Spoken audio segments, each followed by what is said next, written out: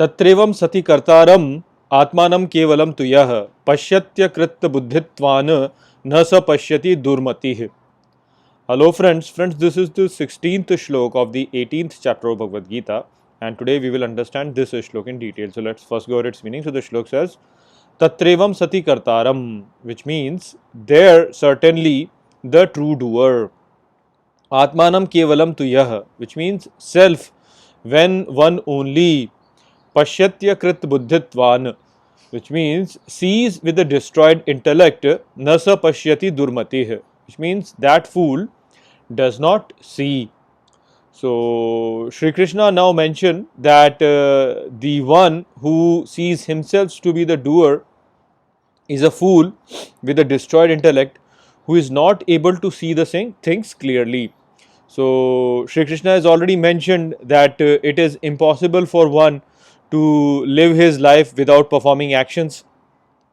The only way Shri Krishna mentioned to renounce our actions is to renounce the fruits of our actions. Now, the problem is for us to understand what actually is meant by the renunciation of the fruits, because even this idea of the renunciation of the fruits is not really that straightforward as we think it to be. So, when talking about renunciation of the fruits, most people only think about material fruits such as wealth, power, etc. This is why when it comes to renunciation, people renounce their property and their possession. What people do not realize is that renunciation of property and possession is also an action which people perform for the sake of the desire of attaining peace. So we can see here that the renunciation was still performed with a desire for the fruit, and the fruit actually was not really as concrete as wealth or property or possession, but it was a bit subtle, which was basically to attain peace.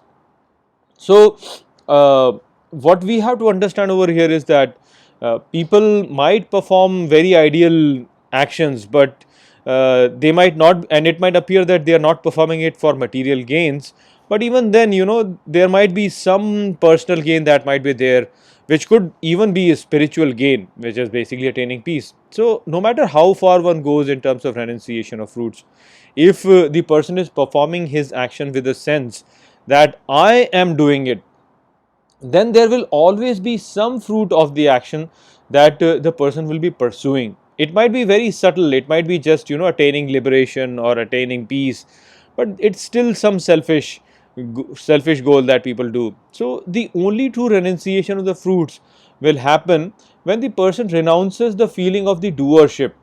So even if a person renounces everything including his body, but he is performing an action with the feeling that I am the one who is renouncing, then in reality that person has renounced nothing.